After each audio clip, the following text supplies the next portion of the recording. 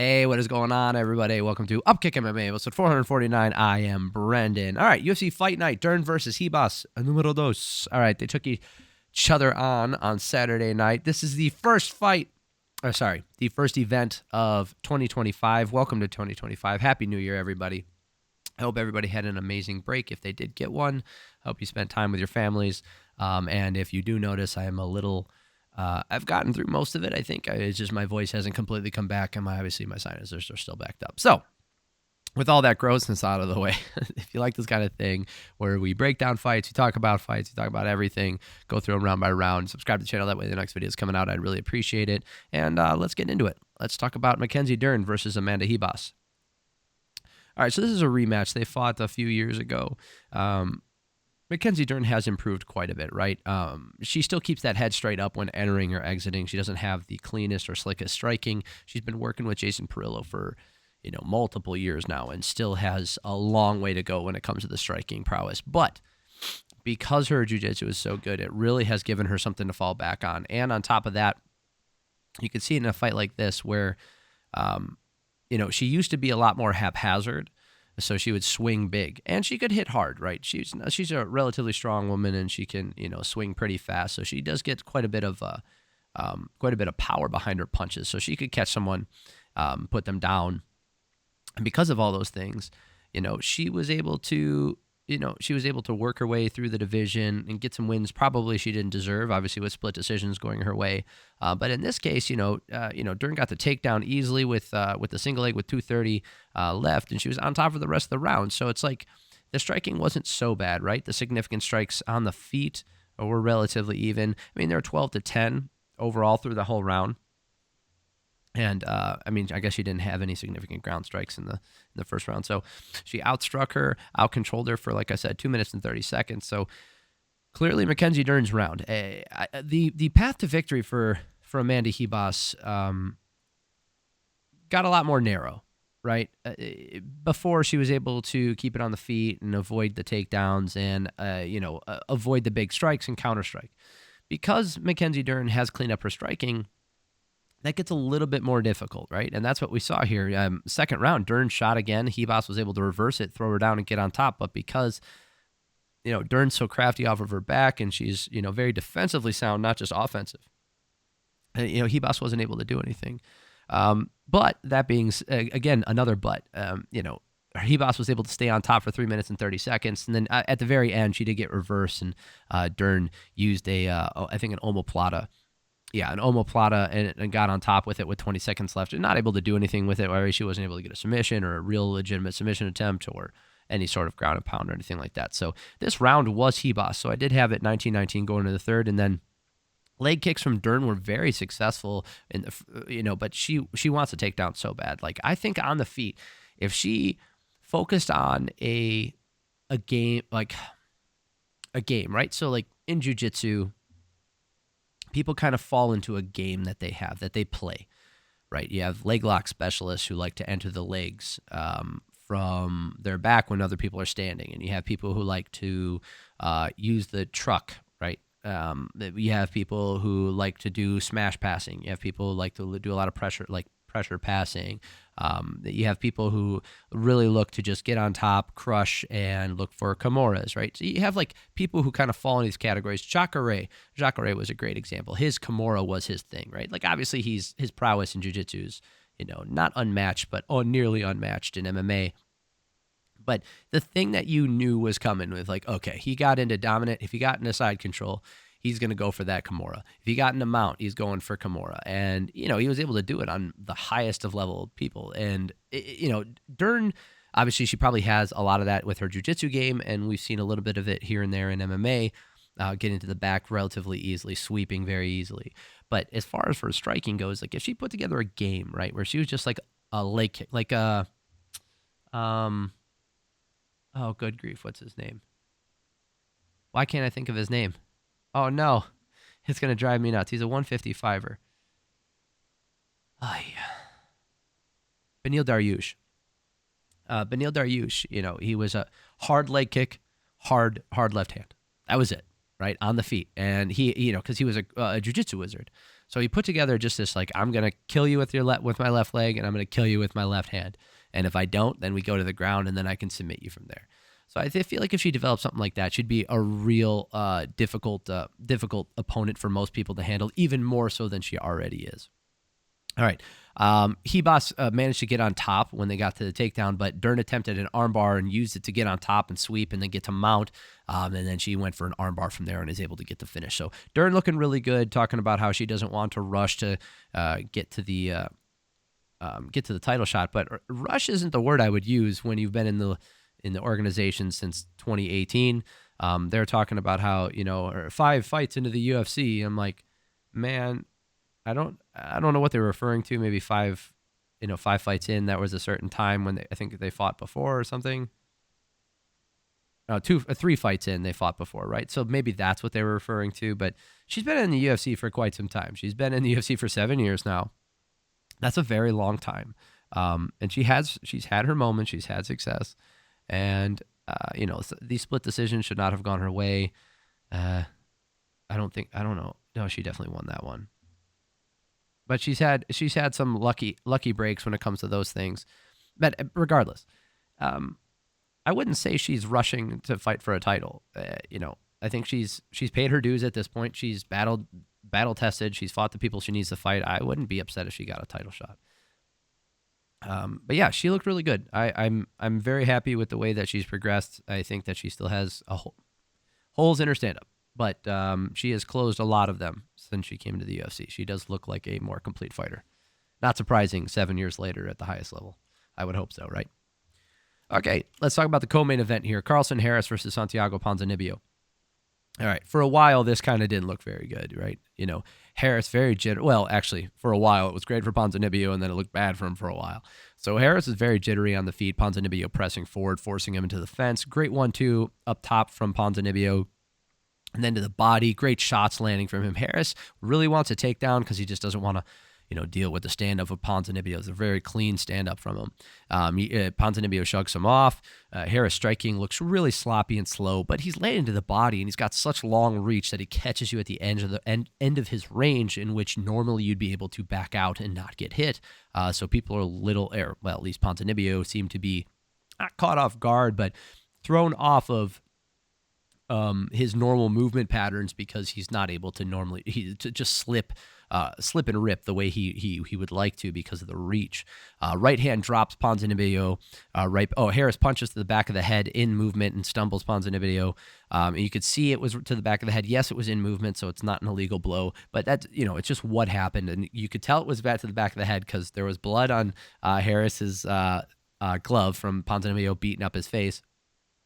And all that blood was in the back of Ponzinibbio's head, clearly marking out. And it gave me an idea. I don't want to get too off onto a tangent here, but if there was a way to mark the gloves with some sort of ink that would only show up and like you'd have on the illegal spots, right? You would mark it with the activator, right? So some sort of invisible dye or invisible ink, and then you'd have an activator on the back of I know that wouldn't be perfect, but I was just thinking of a way to show that clearly, getting rid of the subjectivity of illegal blows, like hitting to the back of the head. Was it to the back of the head? Cool. Now the subjectivity only belongs in, was it in movement or not? Was it targeted or not, right?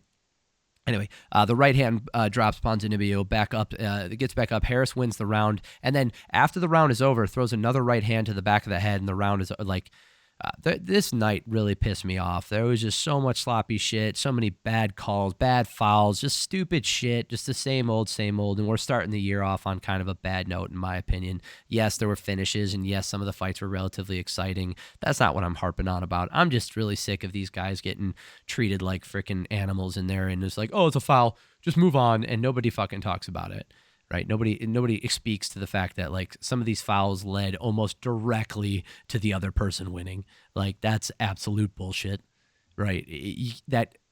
And then the commission, there's no repercussions. There's no turning it back. The commission doesn't overturn these things because they stand by their decision makers of the judges and the referees, and it's total bullshit. It's just disgusting that they're doing this. These are people's livelihoods, their pay. And you can talk about fighter safety and all this shit. If you were really concerned about fire safety, you'd be more hard about people getting poked in the fucking eye and possibly losing their vision. So, and if all people, like when Michael Bisping's on the commentary, you'd figure he'd mention it and be a little bit more adamant about that. Anyway, Harris clearly won this first round. He outstruck him 37-22, landed those big shots. Ponzinibbio's down, right? 10-9. Second round, Ponzinibbio landed some really nice hard low kicks. Harris trying that weird shovel jab. He would stand here and then go underneath. Very awkward. Another great 1-2 from Ponzinibbio as Harris is really busted up, shoots for another takedown. Nothing there. If Harris had got a takedown, I think this fight would have been very boring, and he probably would have won if he could have held Ponzinibbio down, because he clearly wanted that all night. That's not his path to victory wasn't knocking him out, even though he could have. It looked like his path to victory was getting him to the ground. Harris landed the body really well still, and he's definitely not a welterweight. Dude's so freaking big for this division. Damage on the face of Harris should count for something, but Harris probably won this round. It was a close round, 28-27 for striking numbers in favor of Harris. I gave this round to Harris as well, but you could give this to either guy, and definitely, like I said, on the face, Harris was wearing it way worse. That should count for something sometimes, 20-18. Last round here, Harris wants a takedown again, just throws him off. Ponzinibbio lands a right hand and a huge left, stumbles him, and then another right hand, and then another big one, and the ref just has to wave it off after he keeps landing, and it really shut the commentary up, which was nice to hear. Finally, Ponzinibbio still's got it going on. I really appreciate that guy sticking with it, and a significant portion of his career was cut out because of a leg infection. That's not his fault. That's total bullshit. So, I'm happy that he got this win. It looked really good doing it when he was once he got through adversity. Abdul, Razak, Alhassan versus Cesar, Almeida. Okay, this could be really fun going forward, right? Cesar Almeida, that is. Hard low kicks coming from Almeida. Alhassan looking for those huge hooks. Big overhand right from Alhassan. Almeida looking to counter. They trade kicks, but Almeida lands harder ones, right? Every time they would throw him, it seemed like he got more. And then he's kicking hard to the body, he's kicking hard to the arms when he's going up top, and they're getting blocked, but it's just very damaging kicks. Big right hand from Alhassan puts Almeida down. He goes into follow-up when he gets back up. Alhassan puts the pressure on him, landing hard shots, and then Almeida just catches him in the flurry with that left hand, and it's just bad luck for Alhassan, good luck for Almeida, and like I said, it could be fun going in the future if this guy's just an all-action fighter who's in for wars, and he's down to just get down. That's kind of cool. It's always fun to have a guy like that in the UFC. It makes for an exciting watch. Good way to bring people into the sport. All right, Chris Curtis versus Roman Kopylov. Okay, I'm going to get off on a tangent here because this was absolute horseshit.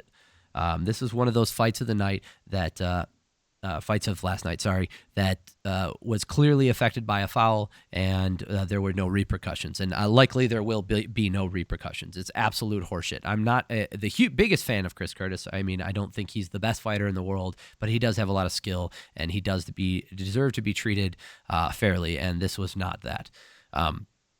I said it'll be interesting if Curtis can take the kicks of Kopylov and get in tight, which eventually he did. Kopylov with those kicks of the body, trying with that measuring jab. Curtis working out the distance and slipping, finally working the jab in that lead hook. A great jab from Kopylov, staggers Curtis. Kopylov is so busy, and if he can avoid the damage coming back to the body and those big hooks coming back at him, he can win just on points, right? So I saw a path to victory for him there if he could keep that up. But Curtis started to find some counters and even land some nasty rear uppercuts in tight. He's very far behind in the numbers when he started doing that, but then he started to catch back up, right? If Kopylov slows down, he's in trouble, and he did. Kopylov did win this one on the volume, and I said, let's see if he could keep it up. So 48-42 for in favor of Kopylov. Relatively close round, not a blowout by any means. We will look at the scorecard after this, because that does play a part, even though it was technically a finish. Second round here, I have Kopylov up 10-9. Second round starts firing away from both guys. Beautiful start to this round. Curtis finally able to dig to the body, counter that jab, and Curtis is busting Kopylov up, and that jab is working so much more this round. He's getting to the body with that right hook. Kopylov is slowing down. It is very clear that Kopylov is compromised, and he is losing this round. Then Kopylov punches him in the nuts. Doesn't kick him in the nuts, punches him in the nuts, and that sucks because he was going to get a break. But then Curtis is like, you know what, fuck this. Like, he He's tired. I'm going to keep putting it on him. I don't care if I got hit in the dick. So then he cuts the break short, jumps right back on him. Kopylov can land with that left hand and with the kicks to the body, but he's just not as active as he was in the first round, and that's because he's getting tired, and Curtis is pouring it on him. And then Kopylov pokes him in the fucking eye. 2 fouls, but they're different fouls, so there's no point deduction. This is the same old bullshit we've been dealing with for fucking years, and you can't handle this stuff. And then Kopylov, like, so now he takes a decent break, 2.5 minutes or whatever it was, Chris Curtis does, and you can say, oh, well, if he doesn't want to give him a break. No, there should be repercussions, real world in-fight repercussions, because this is total bullshit. Because honestly, what is the smart thing to do right here? Get rid of all the macho nonsense. Get rid of all the macho nonsense and get rid of the pay. The immediate pay, because as I've said before, a loss on your record can hurt you more than getting your pay for just this one fight, right? Because it might take away the opportunity because you lost, so you might get cut, worst case scenario, or it could throw you into the wolves. They could throw you to the wolves or fight on some low card. You're not going to make more money with a losing record. So, like, a loss hurts you financially as well. So it's not just not about getting your money. It's also about getting that loss on your record, which will hurt you financially in the future as well. So the smart thing, take away pay, take away the fact that you only get half your fucking pay if you show up to fight. You don't get all of your pay. You have to win to get all your pay. Anyway, take all that away. If you are compromised by an illegal shot, you name it, blow to the back of the head causing concussion-like symptoms, poke in the eye causing impaired vision, hit to the nuts causing you to have excruciating gut pain and not being able to move properly, right? Pick one. It doesn't matter. What is the smart thing to do? The smart thing to do is to call it off. I'm compromised. I'm not fighting at 100%. I'm not. And I know there's an argument like, well, no one's 100% when they get into fight. Yeah, but that's different because that wasn't caused by something illegal that your opponent did to you. So throw that argument out. That does not work here. There should be repercussions because as of right now, you're incentivized to continue fighting. The incentive is not to quit. It's to keep fighting. And yes, a lot of these guys want to fight anyway because they're fighters and that's the way they do it. But they're clearly compromising their ability to win when they are taking a foul, they are damaged by that foul, and then they continue on and immediately, or like in this case specifically, he's putting on pressure. Kopylov is fading. He's going up crazy in this round. Like he was up even by the end of the round, even though Kopylov got the break and then made a little comeback near the end, he still outstruck him 58-38. Wasn't even fucking close in this round. And that should be the telling sign right there. That's disgusting. Okay? That's disgusting because had he been able to keep that pressure on, which he would have, because he was in the middle of putting pressure on when he got poked in the eye, Kopylov wouldn't have been able to skirt the outside, poke with the jab, and use low kicks as he retreated. He didn't have the energy for that. He wasn't doing that before. Big left hand to end the round from Kopylov. After he fouled and got the break, he had a way better round, and because he landed those big shots down the stretch, I actually thought Kopylov stole this round. Right? There should have been an immediate point deduction.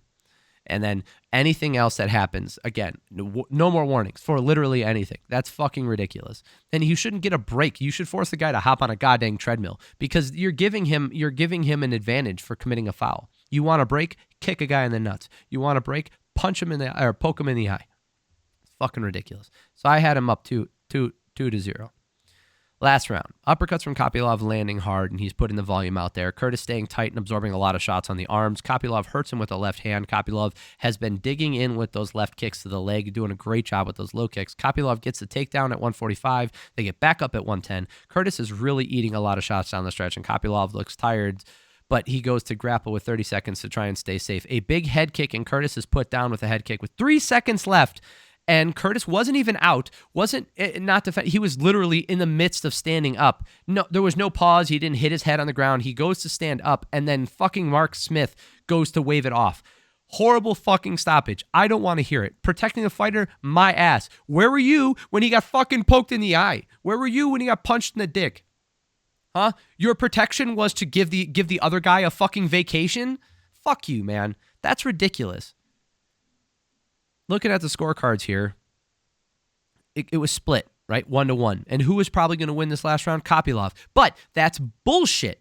The only reason, and I will defend this. Go back and watch the tape. I promise you. Go back and watch it. The only reason Kopylov was even competitive in that second round was because he got that break. 2 breaks, essentially. One for punching to the dick and the second one for poking in the eye. 2 breaks. And that's when he got competitive. And that's why he was able to even make that second round close. He had nothing going before that. And then you're going to tell me, had he taken more punishment and continued to fatigue, that in the third round he would have been able to put forth the performance that we saw? Bullshit. Because that logic is horrible, and completely takes away all context. I saw people saying like, well, he was losing the last round anyway, so who cares if he stopped it? The only reason he was losing that last fucking round because of a horrible referee decision. And now take away a point, and all of a sudden, that's not, this last round does matter. It would have been a draw. So now it's even more important. So Mark Smith, pay the fuck attention, get your shit together, and the next time somebody fucking commits a foul, maybe you punish them for it, because you've already warned them backstage at least once. Ridiculous. I'm so sick of this. Like, why do I want to watch fights anymore? I don't understand why I want to watch them anymore. Knowing that they could end like that. Austin Bashi versus Christian Rodriguez. This is a really good fight. Yeah, Austin Bashi looks really good. Okay, I don't want to be too hard on him here. I don't think anybody else should be too. This is his first UFC fight. Rodriguez counters a low kick with a great 1-2 and then follows up with a great knee. Bashi goes for the takedown. Rodriguez is defending very well, stuffing it, staying on his feet. He had a hard time taking him down. Bashi keeps going for that takedown. Rodriguez gets a nasty guillotine in place and prevents it. Rodriguez catches a kick and shoves him to the ground. Knees to the body on the way up. Bashi gets to the back and jumps to the standing backpack. Bashi just can't stay on the back. They're right back to striking. Bashi finally gets a takedown. So he was the one initiating all the attacks. And then Rodriguez was countering really well and defending really well. Bashi finally able to get a takedown on the second effort. Rodriguez rolls through with the Granby and gets on top. A weird round to score because lots of big movements and attempted action from Bashi, but the damage from Rodriguez was more. Maybe not enough, but Bashi might have got it with control. But Rodriguez did have that deep sub in there. I gave it to Rodriguez. I don't see that's a problem. The striking numbers here are 8-7 in favor of Bashi, and the control time was in favor of Bashi, 2 minutes and 16 to 1 minute and 15. It depends on what you like. I'd be okay with anybody going either way. I gave it to Rodriguez, but if you gave it to Bashi, I understand. I think that submission attempt was legitimate for me. It was close enough to getting that finish. That puts it over the top because Bashi wasn't landing a lot of damage. Second round, Bashi in on the takedown again, can't get it, and gets a double leg lift and slam. Eventually, awesome stuff. Rodriguez getting up and Bashi on the standing backpack again. Bashi again getting to the waist. Getting Rodriguez down. And again, Rodriguez scoots out and up, and he just would not quit standing up. Rodriguez landing an uppercut, and Bashi getting the go behind in the tight waist yet again. And then here we go. Christian Rodriguez outlanding him here 14-5. But the control time, that slam counts for something. I mean, I gave this round to Bashi. Again, another close round. You could legitimately have this 2-0 in either direction. I have no problem with it. I totally understand it. Last round, Rodriguez has used the whizzer and overhook really well to defend these takedowns, and he gets on top yet again. Bashi working from the Kimura from bottom. Bashi is not quitting out there. The takedowns, the striking needs a ton of work, but his cardio and his heart is pretty good. So doing a good job from Rodriguez, using just enough offense and great defense in this fight, outstriking him here 23-10, cruising his way to victory in this last round. So if you're looking at the scorecards, that's how they saw it. Mike Bell, David Leatherby, and Brian Minner all gave the first and last round to Rodriguez and the second round to Bashi. So that's how they saw it as well. All right, let's go to the first part. The first part of the fight. The first fight of the main card here. Not a ton to break down. Yeah, we don't need to pull stats up for this one. I'm sorry. I know this video's gone long. I told you I was going to go on that rant. Uros Medic versus Punahele Soriano. Soriano landed a great right hand. Medic being backed up and swinging to get some space. And a big right hand from Soriano again, and Medic goes down on the follow-up, and it's all over. So a beautiful fight from Punahele Soriano. I'm happy for him. Let's look at he's fun to watch. I like a guy like that. Maybe with that skill set, he isn't making it to the title picture anytime soon or ever, but he's a fun guy to watch. Yeah, decent amount of wins in the UFC. He's lost to Dustin Stoltzfus, Roman Kopylov, Nick Maximov, those wrestler, and Brendan Allen wrestling. So, although he did get outstruck in that one too. Yeah, if you face him, you better have your wrestling on point. All right, that is it. I know this video's gone long already. I appreciate y'all. Thank you for stopping in 2025. It means a lot to me. If you haven't already, subscribe to the channel if you like this kind of thing. That way, the next video is coming out. I'd appreciate it. If you do like this video, hit the like button. And you've made it this far, so come on. You wouldn't have listened all the way through if you didn't like something about it. Anyway, I hope you guys have an amazing week. Enjoy your new year. Love you all. Peace.